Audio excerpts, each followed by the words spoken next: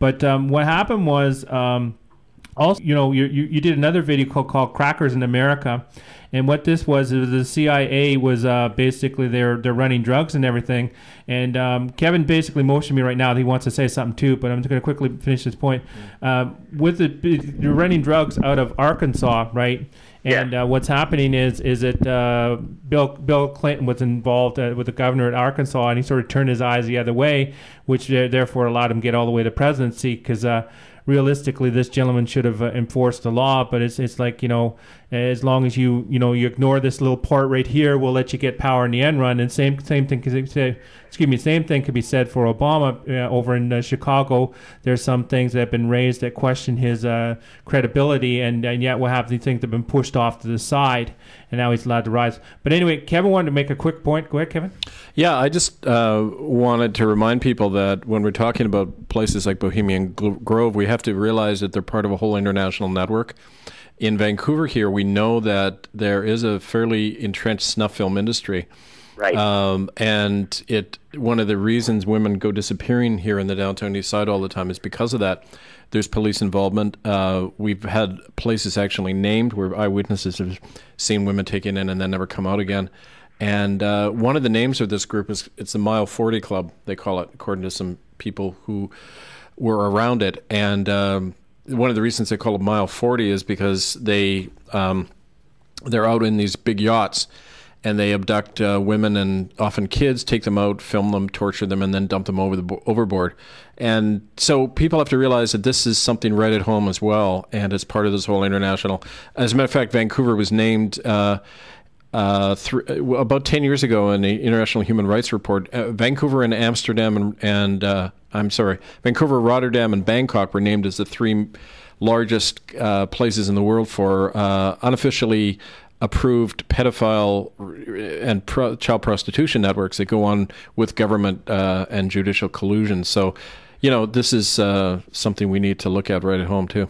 Oh, the Mile 40 Club, I never heard that name before. I've always made assumptions of reasons why young ladies have gone missing and children and stuff like that, and kind of tied it into that sort of thing. But you're the first person to actually bring that up and to inform me about that happening in Vancouver without me just making that assumption myself. No, well, we had we wrote up a report about all this, and in 2005, I sent it out to various groups around the world, and in response to it, and because we have stuff connected to that listed on our website, hiddenfromhistory.org, the RCMP contacted me this year and said they wanted to talk to me about the allegations. So I said, sure, come on the air, we'll talk about them live. We would need a public debate about that. And they backed off. They never said anything after that. So, really? Wow. That's too bad. That would have been a great interview. Yeah. Okay, Well, I mean, carrying on from Kevin's comment there, I mean, basically down in the United States of America, what they've done right now in 2006, the Pentagon, they set up this branch. And what it does is it sends out false information to the masses through using the media, and what you're looking at. So what you're looking at basically sometimes information. You're questioning some of the news in the mainstream that you're receiving. I question mainstream news a lot of the time anyway, because all the facts don't line up.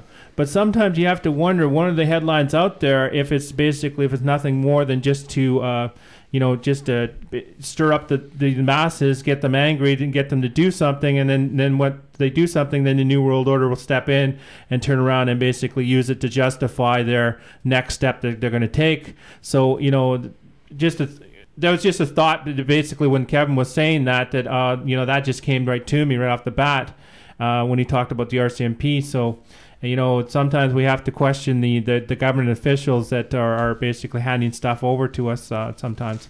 But we especially have to question them. We're being bombarded by tons of disinformation, and I've just recently been told about the Disinformation Act, and I've always assumed, because large quantities of literature seems to be written from their perspective, and that they've had their hand, and when I say they, I mean the Illuminati, the Bilderberg, Bohemian Grove, Skull and Bones, just, all of them clustered into one.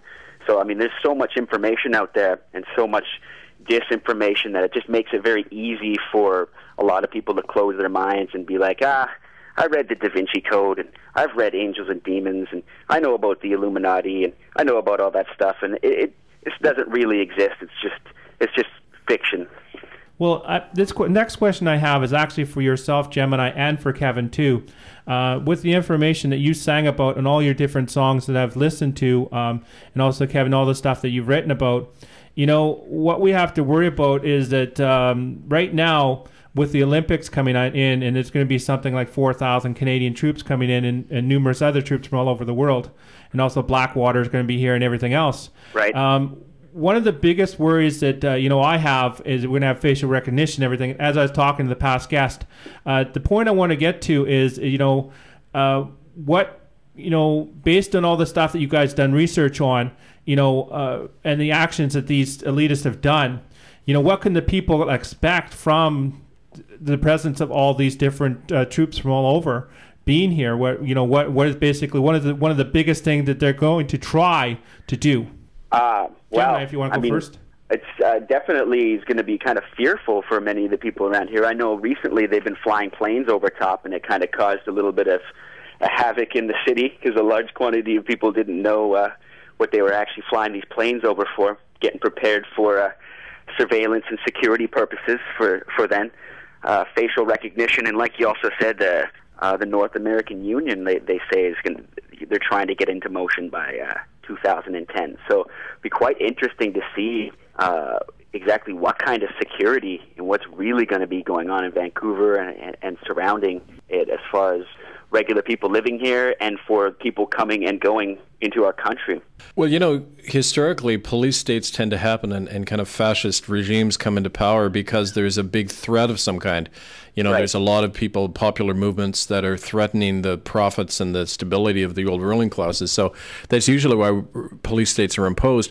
That's not the situation in Canada. There isn't that kind of threat. So I think there's some other agenda going on. It isn't simply repression for the sake of it. There's something else at work, and I think it is related very much to the creation of this North American Union, the militarization of society. And we have to look for geopolitical reasons, too, outside North America. What is the state of the U.S. economy and in relation to China, the rising superpower, the European Union, the three blocks that George Orwell talked about in 1984. That's come into being, and I think we have to look more widely as to why this is being imposed, because it isn't simply like Canadians are such a threat, we all have to be microchipped and controlled. Now, that isn't the situation. There's got to be other reasons, and the effect, of course, is going to be the same either way. I think we're going to see, in effect, we're all going to be living on an Indian reserve. The same laws that apply to Indians under the Indian Act are going to apply to everybody. Like an Indian cannot refuse medical or hospitalization or medical treatment under the Indian Act. We're all going to be facing compulsory inoculations by September. I mean, That's one example. Oh, wow. Yeah, I didn't know that by September.